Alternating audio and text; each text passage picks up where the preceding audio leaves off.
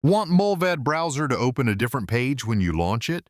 In this video, I'll show you how to change your home page, choose what opens in new windows, and adjust what you see when opening a new tab.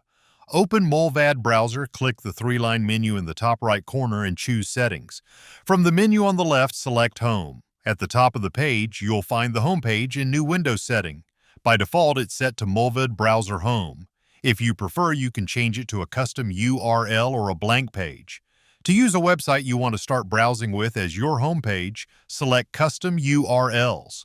Then enter the address of the website you want to open, such as your favorite search engine, news site, or another page you visit often.